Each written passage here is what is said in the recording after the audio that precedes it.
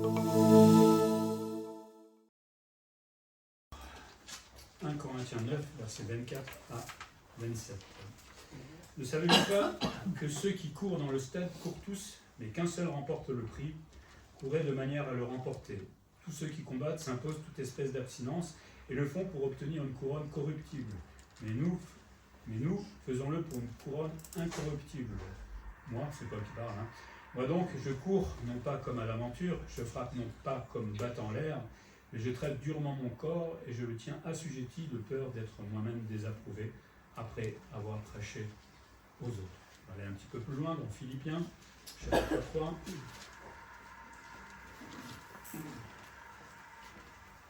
On va lire les versets 12 à 14. Philippiens 3, 12 à 14.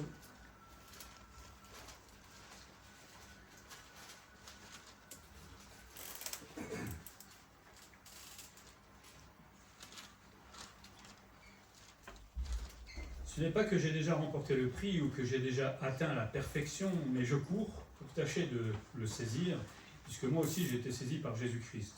Frère, je ne pense pas l'avoir saisi, mais je fais une chose, oubliant ce qui est en arrière et me portant vers ce qui est en avant.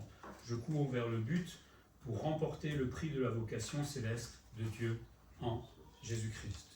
Et on va terminer avec 2 Timothée 4, les versets 6 à 8. 2 Timothée 4, versets 6 à 8.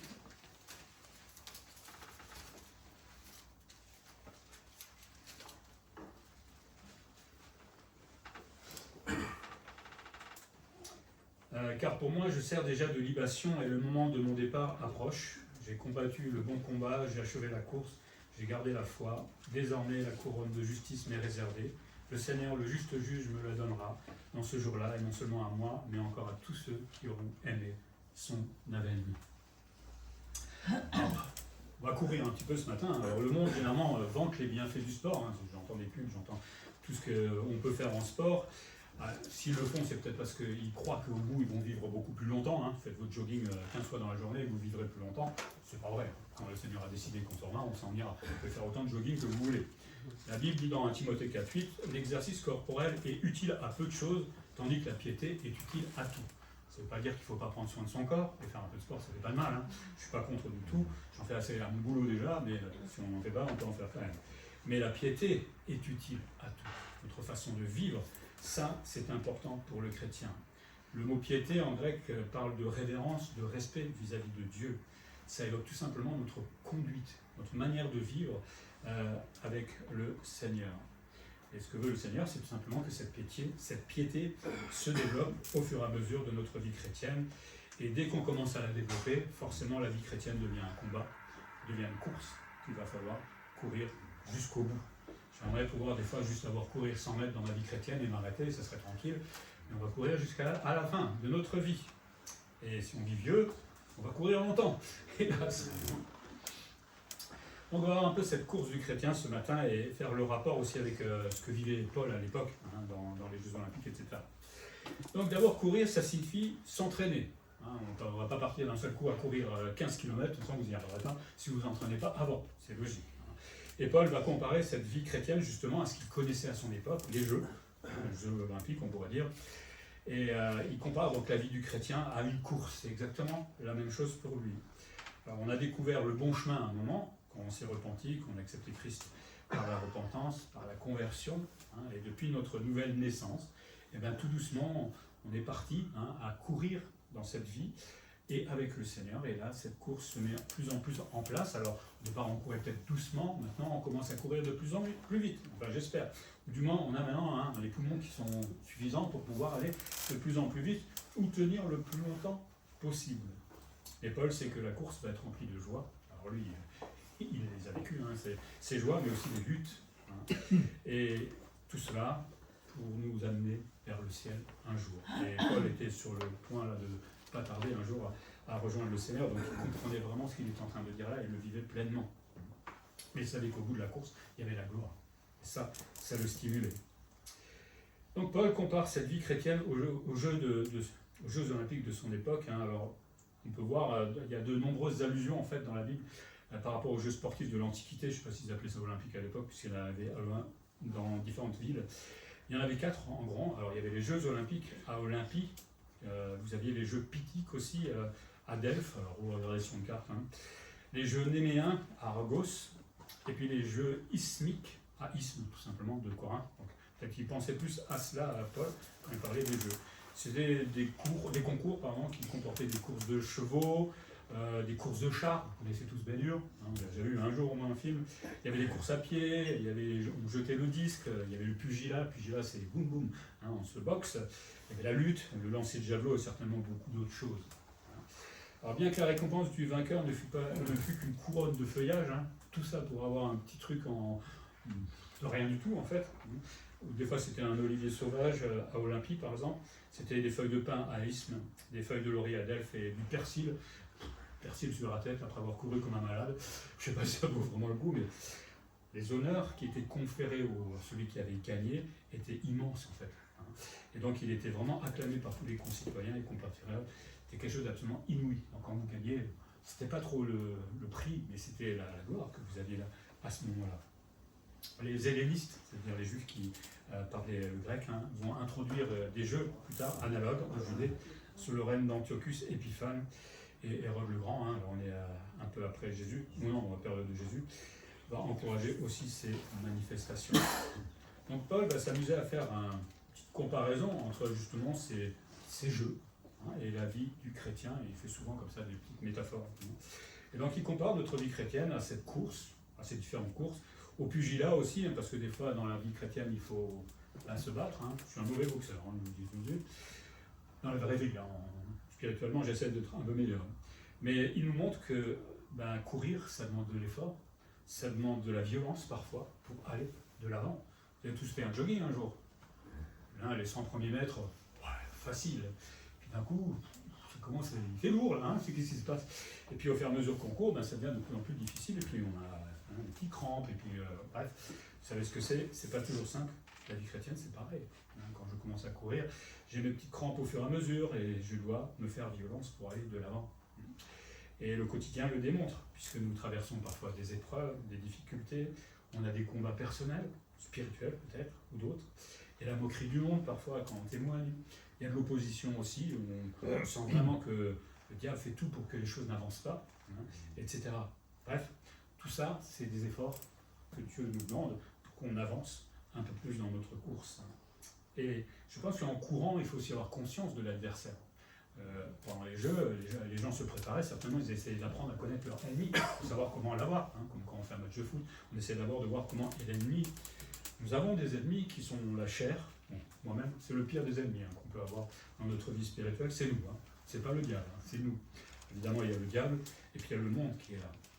Et donc, il faut apprendre à connaître ses adversaires pour pouvoir mieux lutter contre. Une fois qu'on les connaît mieux, on pourra donner des bons coups et des bons endroits. Vous ne tapez pas, hein, c'est ce que je veux dire. Métaphore. Hein. Donc cette course du chrétien a des exigences, et là on va devenir de moins en moins amis, forcément, puisque ça demande de la discipline. Qui est discipliné là ? À fond, hein. Pas moi non plus, hein. Je ne suis pas 100% discipliné non plus, j'essaye. Mon caractère allemand, comme on dit bien souvent, alors c'est vrai que je suis carré, mais j'ai aussi encore mes manques, hein, il ne faut pas croire, mais on essaie de tendre de plus en plus vers cette discipline. Vous savez, plus vous êtes discipliné, plus vous vivez mieux. Largement mieux. Il faut aussi, dans ces exigences, avoir un rythme. Hein, on va en parler un petit peu tout à l'heure, mais il faut des efforts soutenus parfois. Et surtout, il faut avoir un but bien défini. Si je cours n'importe comment, je ne vais pas dans le sens que le Seigneur veut. Dès la nouvelle naissance, j'étais sur le starting block, et je suis parti dans la vie pour courir avec le Seigneur. Alors évidemment, de temps en temps, on l'a dit, on va s'essouffler. C'est normal. Hein. Si un chrétien ne s'essouffle jamais, s'il n'a jamais une baisse de force ou je ne sais pas quoi, c'est pas normal. Alors je ne vais pas vous encourager à avoir des baisses de forme, hein, évidemment. Mais bon, le chrétien, pour moi, c'est quelqu'un qui monte, il remonte, il monte toujours en progrès. Des fois, il s'arrête et des fois, il reprend. Mais la Bible nous dit dans Galates 5:7, vous couriez bien, qui vous a arrêté pour empêcher d'obéir à la vérité? Il dit ça à des chrétiens dans l'église de Galates. Alors peut-être que certains chrétiens sont retournés à la loi, peut-être d'autres à leur religion passée avant d'être chrétiens. Hein, mais pourquoi vous faites ça? Ou aux traditions éventuellement. ou à d'autres choses. Hein. Vous couriez si bien, mais pourquoi vous vous êtes arrêté? La question qu'on peut se poser chacun dans son cœur. Hein. Alors, peut-être que vous n'êtes pas arrêté complètement, mais peut-être qu'on a ralenti aussi notre vie chrétienne. Peut-être qu'on n'a plus la même force qu'au début. Hein. Souvent, quand on est jeune chrétien, on est tout feu, tout flamme, on court, on veut tout faire, etc. Puis au fur et à mesure, 20 ans plus tard, hein, on commence à se relâcher un petit peu. On se dit, bon, on a quand même pas mal donné déjà. Jusqu'à quand on doit servir normalement le Seigneur et se donner au Seigneur? Jusqu'à 60 ans? 70? Jusqu'à la mort. Ah mince. Jusqu'à la mort. Hein. On est censé servir le Seigneur jusqu'à la mort, jusqu'à notre dernier souffle, comme va l'exprimer plus tard l'apôtre Paul. Hein. On voit aussi dans la Bible que d'autres ont fait naufrage par rapport à la foi, dans Timothée, ou peut-être face aux persécutions. Alors, c'est pas moi qui vais leur jeter la pierre, hein. J'étais jamais face à des lions. Hein. Voilà, en face des lions, ben, on réfléchit quand même à notre foi. Hein. Je vais me faire croquer ou pas? Voilà. Mais il est dit aussi que celui qui est debout prenne garde de tomber. Il y a, surtout dans l'église de Corinthe, hein, il y avait beaucoup de prétentieux qui pensaient être au top de leur vie chrétienne, mais qui risquaient de tomber parce que leur foi, ou le socle de leur foi était très très fragile. Nous-mêmes, hein, nous ne nous sentons jamais des super chrétiens. Parce que le Seigneur va nous donner un beau crochet pour nous rappeler qu'on n'est pas des super chrétiens, loin de là. Et puis il y a des petits points de côté qui vont nous guetter aussi dans cette course. Hein. Donc c'est important de savoir nous préparer et de nous entraîner avant ou en courant cette course avec le Seigneur. Donc le chrétien doit s'entraîner, tout comme ça se faisait autrefois pendant les Jeux Olympiques. Alors j'ai trouvé un petit peu comment l'entraînement se faisait hein, pendant ces Jeux. Alors déjà c'était un entraînement qui se faisait à jeun, il n'y avait pas le droit de manger. Pas terrible, hein. Il y avait une hygiène qui était importante, hein. D'abord un bain avant la séance d'entraînement, puis on était enduit d'huile sur le corps, c'est pour ça que j'aurais jamais fait athlète, je déteste ça. Bref. Encore un bain et des ablutions après l'entraînement, puis il avait le droit à des massages, ça se fait toujours ça aujourd'hui. Hein. L'entraînement général était extrêmement rigoureux et on se préparait pendant 10 mois avant que les Jeux aient lieu. Hein. On se préparait dans sa ville natale, puis on se déplaçait dans la ville où auront les Jeux. Et 1 mois avant les Jeux, on s'entraînait particulièrement pour cela. Les derniers mois de l'entraînement, tous les athlètes avaient la même nourriture en fait. Ils avaient le droit à du pain d'orge, un McDo, la bouillie de froment, des noix, des figues sèches et du fromage frais. Et tout le monde mangeait la même chose pendant 1 mois. Bon. C'est pour ça que je ne suis pas un athlète. Et ils devaient dormir à même le sol, par terre, sur des peaux de bêtes. Et les entraîneurs se souciaient plus en fait des performances des athlètes que de leur bonne santé. Ça, ils s'en fichaient complètement de leur santé. Ce qu'ils voulaient, eux, c'est gagner. Et il y avait ce qu'on appelle des zélanotis, à dire, c'est des gens qui surveillent en fait les préparatifs en fait, de ces Jeux. On appelait ça aussi les juges des Jeux Olympiques. Hein. Ils devaient veiller aux normes et à l'héritage en fait des Jeux qu'on allait mettre en place. Hein. Et surtout, ils étaient là pour respecter les règles. D'accord ? Et donc, durant les Jeux, les entraîneurs ne pouvaient plus intervenir. Hein. Ils n'avaient plus rien à droit dire. C'est les zélanodis qui veillaient en fait à tout. C'est eux qui punissaient quand il y avait des fautes, et parfois même rudement. Hein.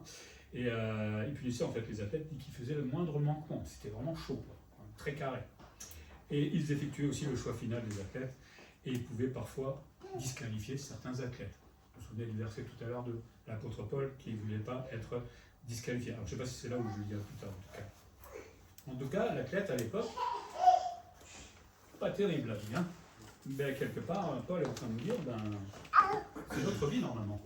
On ne mangera pas que des figues, hein, je vous rassure, vous allez manger autre chose. Mais la métaphore en fait de l'entraînement, de la difficulté de cet entraînement, c'est valable pour nous en tant que chrétiens. Hein, on a un régime peut-être sévère, j'ai envie de dire, parce qu'on a des épreuves sévères à traverser. Si j'ai les mains dans les poches en tant que chrétien en disant moi je suis assez fort pour tout traverser, on verra la prochaine fois. Hein. Généralement on ramasse à la petite cuillère ces gens-là. Parce qu'ils se disent qu'ils n'ont pas besoin de se préparer. On a tous besoin de se préparer tous les jours. Parce que quand la persécution va venir, quand vous devrez peut-être mourir pour venir à l'église, vous viendrez? Je ne suis pas sûr. Je suis pas sûr. On ne sera pas prêt pour ça.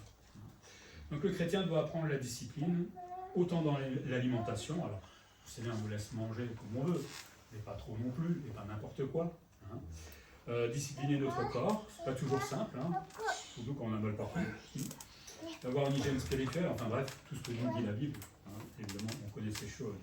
Et nous avons deux entraîneurs, j'ai envie de dire, mais qui sont en accord, c'est la parole de Dieu et le Saint-Esprit. Tous les deux travaillent dans notre vie tous les jours et forment l'athlète que je deviens au fur et à mesure avec Jésus-Christ.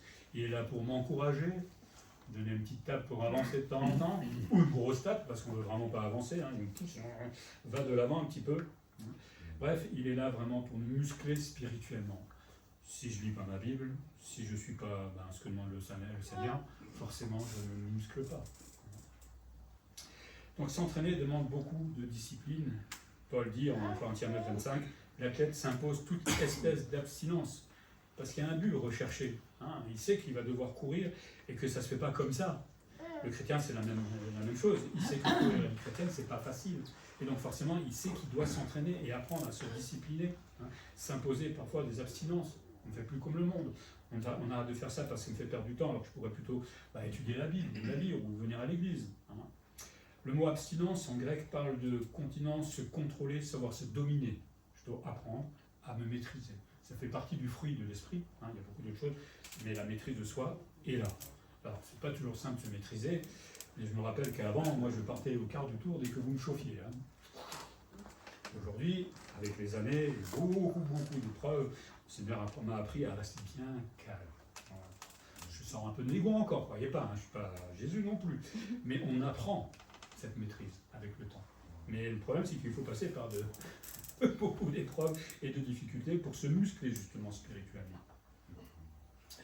Donc le chrétien doit apprendre à maîtriser sa vie physique, sa vie spirituelle, parce que ce but, un jour, c'est de rencontrer Jésus-Christ, et surtout qu'à la fin, on en parlait tout à l'heure, on sera évalué. Et ça, on oublie souvent. L'athlète qui court dans le stade va être évalué à la fin. S'il ne court pas assez vite, il perdra sa récompense, tout simplement. Il ne sera pas le premier. Donc pour courir, et pour sourire en même temps, le courir en souriant, il faut s'entraîner au quotidien, tous les jours un petit peu plus, sinon la course va devenir extrêmement difficile pour le chrétien. Concernant la course en elle-même, courir, ça va avoir un but, et notre but, c'est de remporter le prix. Si on est devenu chrétien juste pour être sauvé, c'est dommage, parce qu'il y a un but. Paul nous dit que la course a un point de départ. Il dit dans Philippiens 3:12 qu'on doit être saisi par le Seigneur. Pour courir, il faut d'abord être saisi par Jésus-Christ. C'est-à-dire à un moment, comme j'ai dit dans mon témoignage tout à l'heure, il arrive et il nous prend. Il nous saisit d'un seul coup. Alors, plus ou moins lentement selon les gens, puisque tout le monde est saisi d'une autre manière, mais c'est le moment où le Seigneur nous parle, nous dit que nous sommes pécheurs, nous sommes convaincus et nous sommes sauvés, justifiés par sa grâce. Ce verbe saisir, ça rappelle aussi Paul, quand il était sur le chemin de Damas, qu'il était parti pour aller un peu massacrer les chrétiens, il va être saisi en plein sur le chemin, tomber de son cheval, et le Seigneur va le saisir, et à ce moment-là, il va se convertir. Pendant 3 jours, il va être aveugle. Je ne sais pas qu'est-ce qui s'est passé dans sa tête, mais à mon avis, le Seigneur a dû lui parler énormément. Vous imaginez, vous êtes un pharisien au top de la loi, et d'un coup, vous mettez tout ça en question. Ça devait être terrible dans sa tête, de remettre tout en question, et surtout de se dire, qu'est-ce que je me suis planté? Et en plus, j'allais tuer des chrétiens. J'ai déjà fait tuer des chrétiens, mais ça devait être horrible. Ma conversion n'était pas aussi terrible que ça, par rapport à lui. Comme quoi, on est saisi à un moment par le Seigneur. Donc être saisi, c'est cette rencontre avec Jésus-Christ, c'est le départ de notre nouvelle vie. Et Paul nous dit que la course a aussi des objectifs. D'abord, le plus bel des objectifs, c'est d'arriver un jour au ciel et passer tranquillement l'éternité avec le Seigneur dans la présence de Jésus-Christ. Cool, non? Quand même mieux que d'aller au travail, non? Bon, vous avez vraiment votre travail à ce point-là, moi je ne sais rien faire. Mais je préfère quand même l'éternité qui m'attend. On court aussi pour le prix qu'on doit saisir. Alors ce prix, c'est notre résurrection. Alors évidemment, c'est pas le salut puisqu'il est acquis, mais le prix, ce qu'on attend de nous, c'est la rédemption, tout simplement. On va être transformé avec notre nouveau corps. On va être tout beau, je ne sais pas à quoi on va ressembler, mais en tout cas, on n'aura plus mal. Ça, c'est sûr. On n'aura plus de médecin. Et ça, c'est quelque chose que j'attends avec impatience aussi. Je ne sais pas vous, mais je crois que c'est ceux qui ont mal qui attendent ça, généralement. On court aussi avec l'objectif de la perfection. Eh oui, Paul se savait lui-même imparfait. Paul se dit imparfait. Alors comment on peut s'évaluer? Parce que lui, il suivait vraiment le Seigneur à fond. Alors, il n'était pas parfait, évidemment, mais si lui se sent imparfait, c'est dire tout ce que nous avons encore à travailler dans notre vie chrétienne. Il sait que sa sanctification n'est pas encore achevée, qu'il n'est pas conforme à Jésus-Christ. Alors, on n'a jamais comme Jésus, mais on peut tendre au maximum. Il ne faut pas se dire, 30% c'est bien, je suis presque conforme à Jésus-Christ.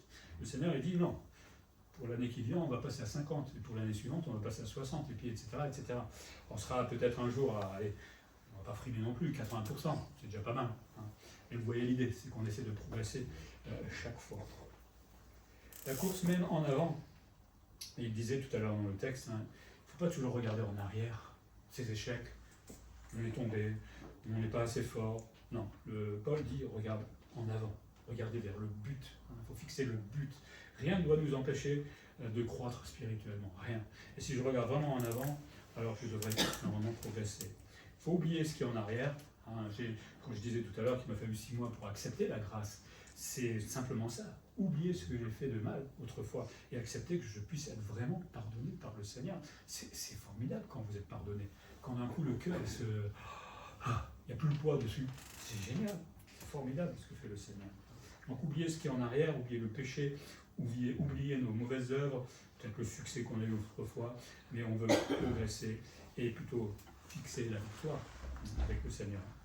Il ne faut pas regarder l'espace parcouru.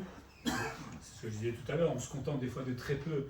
J'ai servi dans l'église pendant un moment, j'ai couru suffisamment, maintenant ça va, ça me suffit. Non, le Seigneur dit, ne regarde pas l'espace que tu as parcouru, mais regarde celui qui te reste encore à parcourir. Parce que le Seigneur, je l'ai dit tout à l'heure, a du travail jusqu'au bout, et toujours à temps plein, tout le temps. Donc, avançons comme le Seigneur nous demande. Paul nous propose des clés en fait pour avoir une bonne course. D'abord, courir avec fermeté. Paul dit lui-même, il traitait durement son corps. J'exagère, c'est pas ça. Mais l'idée est là. Il dit il le tenait assujetti, c'est-à-dire qu'il essayait au maximum d'être maître de lui-même. Alors face à tous ses ennemis, adversaires, vous savez, si vous essayez de me lapider un jour, je ne serais pas content. Moi, je vais me mettre en colère. Je ne sais pas si c'est mis en colère le jour où ça lui est arrivé, mais il a quand même vécu beaucoup de situations où nous, on se mettait forcément en colère, et avec des noms d'oiseaux pas très jolis derrière. Lui a essayé de se maîtriser au maximum malgré toutes les difficultés qu'il a pu vivre. Il dit parce qu'il a peur d'être disqualifié. S'il refuse l'épreuve, il n'y aura pas de prix, forcément. Donc il ne craint pas de perdre le salut quand il parle d'être disqualifié, il craint simplement qu'il perde sa récompense, malgré tous les efforts qu'il a fait, et surtout que Dieu ne soit pas honoré comme il le mérite et comme il voudrait. Parce que si on a prêché aux autres et qu'on ne fait pas ce qu'on a demandé aux autres, ce n'est pas un bon témoignage quelque part. Et là, on est disqualifié par le Seigneur.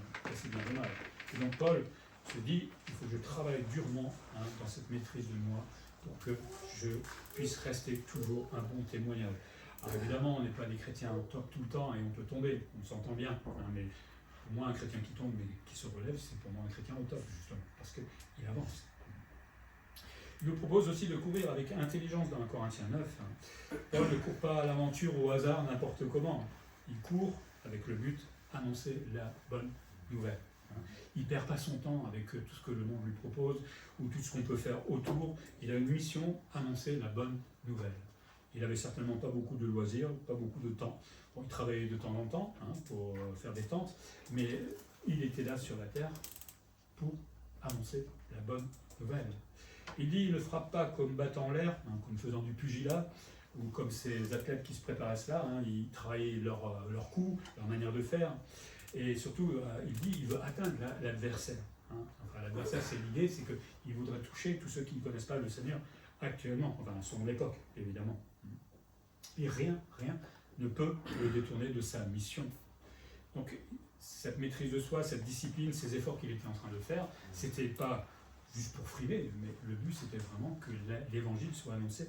S'il ne l'avait pas fait, s'il n'était pas allé en Europe pour parler à Lydie, par exemple, qui va se convertir pour venir en Europe, qui n'aurait pas parlé ensuite elle-même à d'autres chrétiens, enfin d'autres qui vont devenir chrétiens, s'il avait les mains dans les poches comme nous parfois, peut-être qu'il n'y aurait pas autant de chrétiens que ça aujourd'hui, vous imaginez. Et nous alors, est-ce qu'on a les mains dans les poches ou est-ce qu'on court vraiment? Est-ce qu'on suit vraiment le Seigneur à l'exemple de Paul? Alors on ne sera pas des Paul, parce qu'on n'a pas la même mission que Paul, mais l'intensité, c'est ça. Cette intensité, on peut la vivre nous-mêmes. Courir après ce but d'annoncer la bonne nouvelle de Jésus-Christ. Hébreux 12 nous dit « Nous donc aussi, puisque nous sommes environnés d'une si grande nuée de témoins, rejetons tout fardeau et le péché qui nous enveloppe si facilement, et courons avec persévérance dans la carrière qui nous est ouverte, ayant les regards sur Jésus, le chef et le consommateur de la foi, qui en vue de la joie qui lui était réservée a souffert la croix, méprisé l'ignominie, et s'est assis à la droite du trône de Dieu. » Dernière clé, c'est courir avec endurance. C'est pas je cours, puis j'arrête. Je cours, puis j'arrête longtemps. Puis je me mets à recourir un petit peu, puis je m'arrête de nouveau. Ce que le Seigneur veut, c'est une course avec de l'endurance, de la persévérance, c'est la même chose. Vaut mieux aller un peu lentement, j'ai envie de dire, mais être constant, que vouloir courir très vite et s'arrêter, s'écrouler, parce qu'on n'a plus de souffle, et puis attendre très longtemps pour pouvoir reprendre le chemin. Il vaut mieux avancer tranquillement, avec le Seigneur, mais avec de la constance et sans jamais dévier tout simplement du but. Il ne faut pas fixer les yeux sur les difficultés aussi. Moi, quand je me mets à faire du jogging, chaque fois je me dis, je sais que je vais avoir les points de côté, je vais avoir mal, donc j'y vais pas. Je me dis, j'ai pas envie d'avoir mal. Je suis pas. Mais à un moment, je l'avais fait il y a quelques années, j'avais couru un peu là-haut, et j'y suis allé tout doucement au départ. Et c'est vrai que tout doucement, mais avec de la persévérance, ben, j'arrivais à courir de plus en plus loin. Pas très loin, je vous rassure tout de suite, mais j'arrivais quand même à faire mon petit tour tranquillement, et de mieux en mieux, et parfois 2 tours. Mais je ne fixais pas les yeux sur les difficultés, au contraire. Ou même dans notre vie chrétienne, ne regardons pas à ce qui est difficile. La vie chrétienne est difficile, c'est vrai, mais regardons plutôt à Jésus-Christ. Et à son exemple. Lui, il a couru. Il a sacrément couru. Sa course a été terrible pour lui. Mais il a traversé toutes les épreuves, toutes les difficultés. Ben, essayons d'imiter. Quand il était vraiment au fond, qu'est-ce qu'il faisait? Il criait au Père, tout simplement. Même lui, il a crié au Père. Aide-moi. Et il cherchait le Père souvent. Nous-mêmes, qui sommes-nous pour ne pas aller chercher le Père? Parce que le Seigneur veut s'occuper de nos difficultés. Souvent, on s'écroule, on arrête de courir parce que c'est trop difficile, parce qu'il y a quelque chose dans notre vie qui bloque. On n'a pas le petit réflexe de dire « Seigneur, tu peux m'aider, tiens ».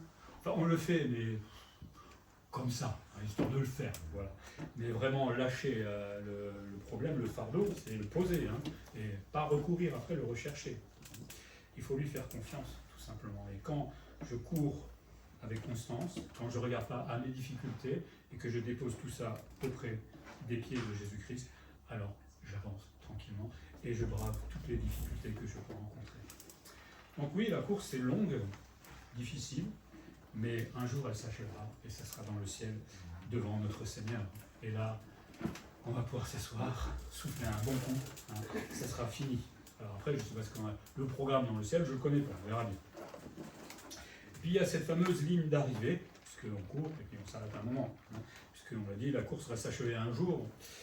De Timothée 4, 6, 10, et le moment, alors c'est Paul qui dit, et le moment de mon départ approche. Paul essaie d'encourager les chrétiens, alors que lui-même il est en prison, il sait qu'il va bientôt mourir, qu'il est abandonné par tout le monde, il est tout seul, et c'est lui qui encourage tout le monde, quoi. Franchement, ce Paul, chapeau.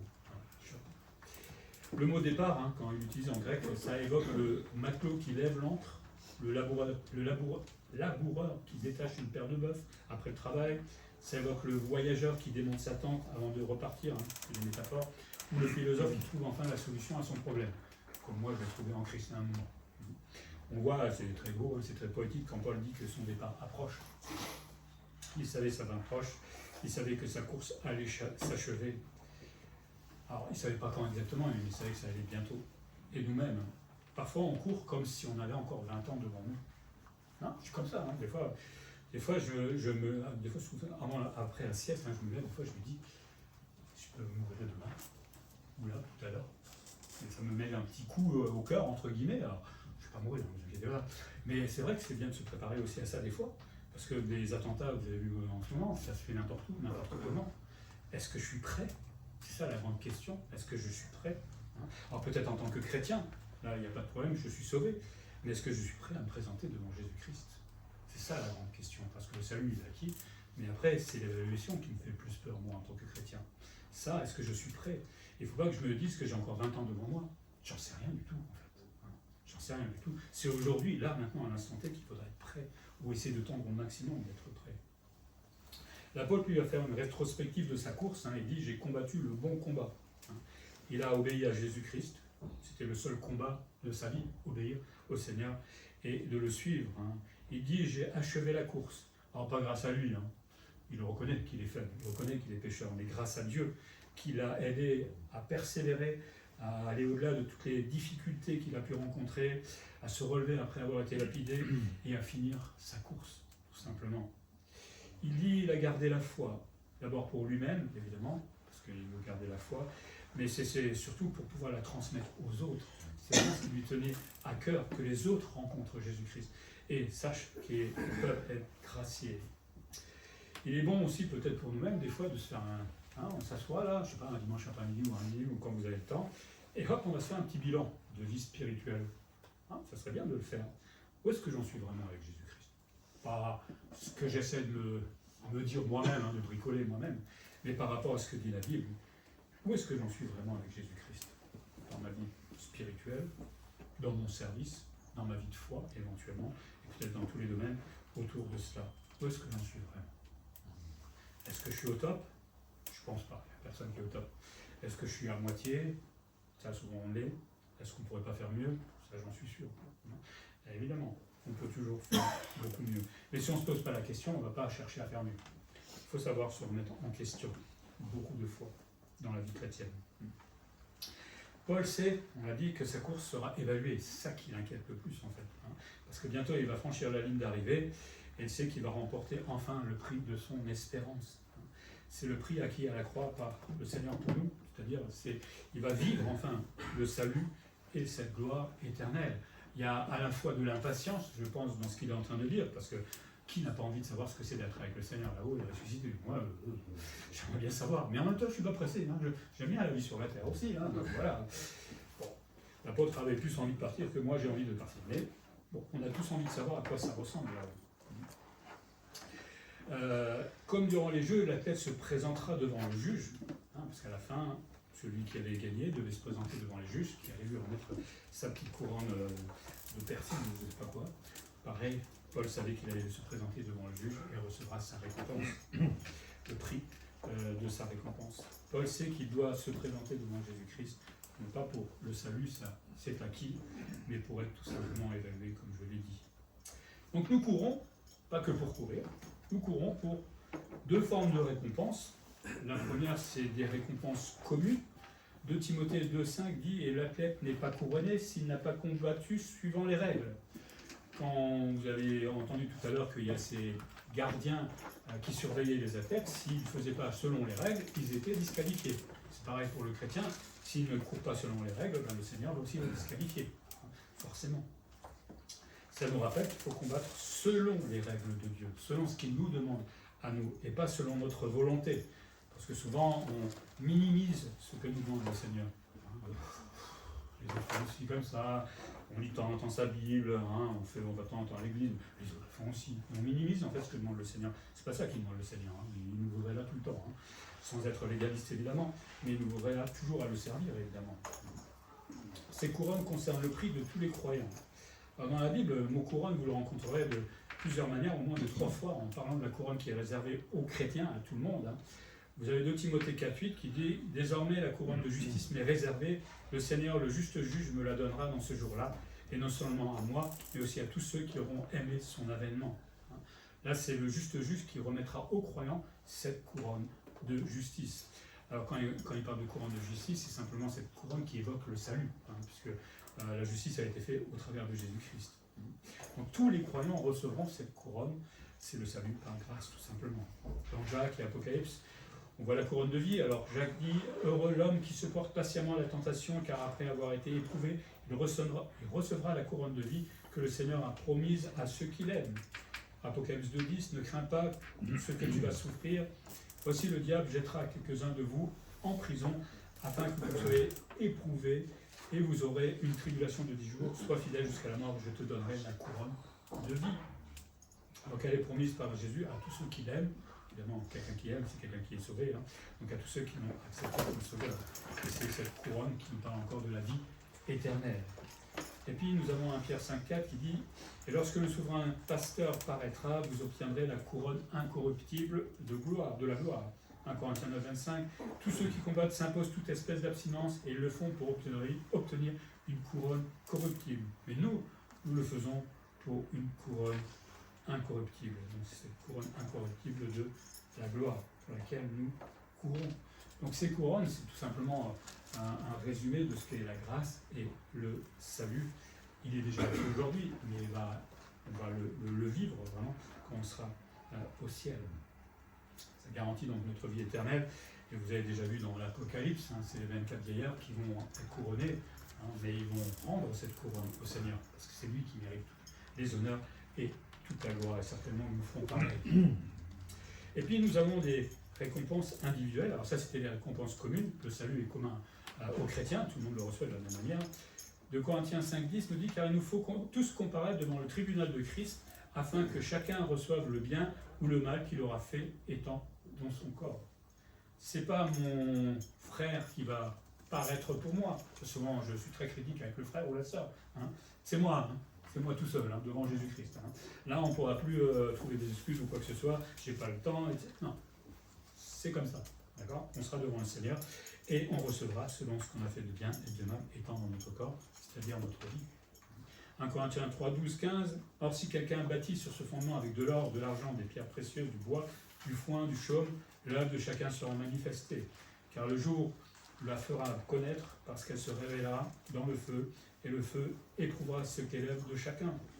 Si l'œuvre bâtie par quelqu'un sur le fondement subsiste, il recevra une récompense. Si l'œuvre de quelqu'un est consumée, il perdra sa récompense. Pour lui, il sera sauvé comme au travers du feu. Comme certains disent des fois, un théologien, il sentira le roussi pour l'éternité. Il n'ira pas en enfer, mais il sentira le roussi comme s'il a évité l'enfer. Donc ça, c'est nos récompenses personnelles, individuelles, qui sont données lors du tribunal de Christ. Jésus, on l'a dit, va évaluer ma vie et va évaluer mon service. Je t'ai donné les dons, qu'est-ce que tu en as fait ? Je t'ai demandé de vivre d'une certaine manière, comment tu as vécu ta vie, etc., etc. Ça va être un moment palpitant. Non ? Vous êtes prêts, certainement, on n'est pas loin. Eh oui, parce qu'on n'est pas tous parfaits encore, et évidemment, c'est un moment qu'il faut réfléchir, je pense. On a encore le temps, justement, d'y réfléchir et de s'y préparer.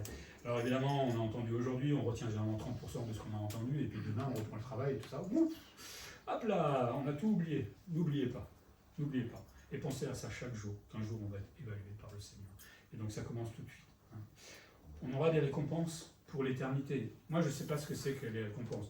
Il est dit, le Seigneur dit à un moment qu'il y a plusieurs demeures dans le royaume de Dieu. Alors, est-ce qu'on aura plus de maisons, ou est-ce qu'on n'aura qu'une seule maison, mais tous les chrétiens auront une maison? Est-ce qu'on vivra plus près ou moins loin du Seigneur quand on sera sur la nouvelle terre? J'en sais rien du tout.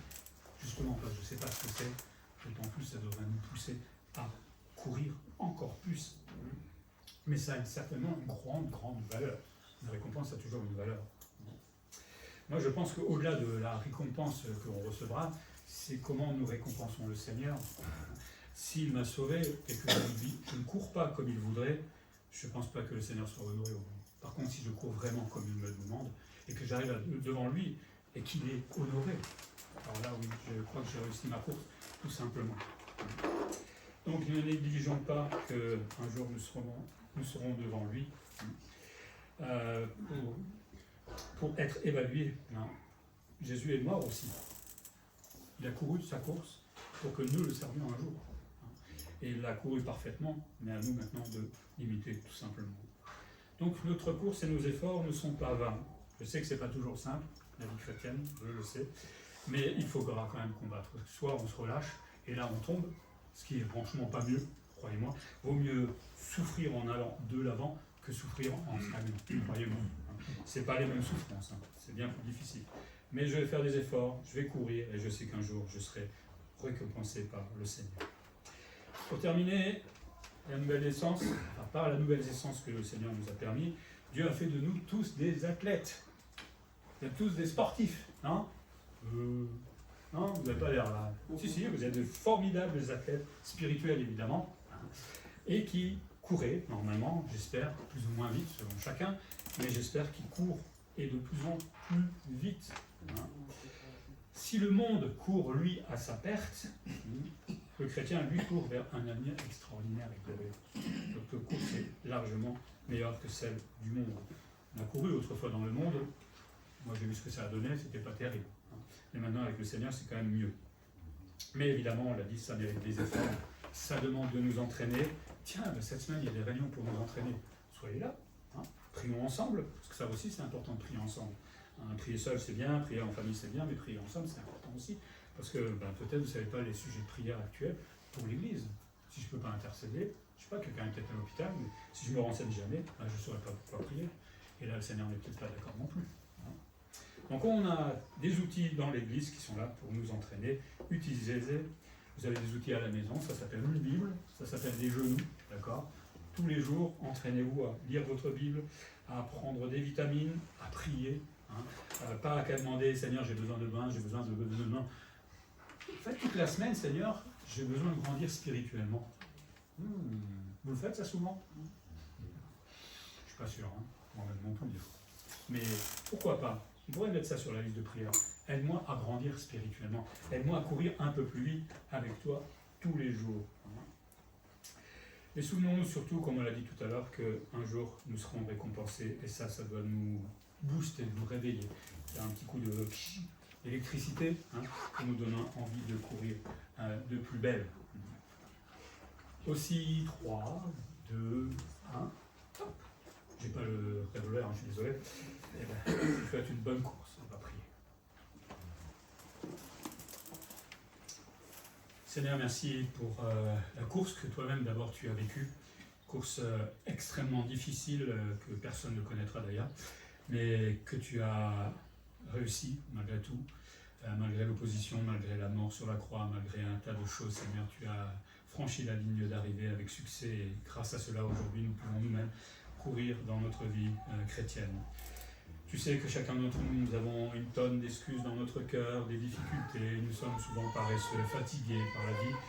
Je sais ce qu'est la vie, Seigneur, mais donne-nous un petit coup de fouet ce matin pour nous dynamiser, nous pousser un peu en avant et reprendre un peu cette course avec plus de constance.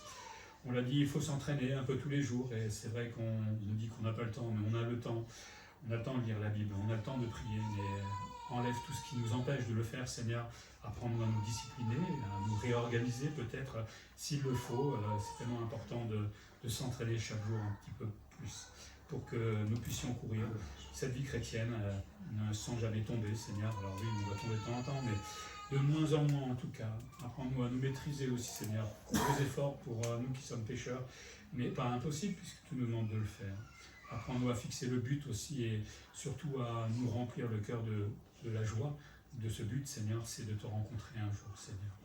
Voilà, Seigneur, nous sommes chacun en train de courir. Aide-nous un peu plus durant cette semaine et voilà, que nous devenions de véritables athlètes pour toi et pour t'honorer.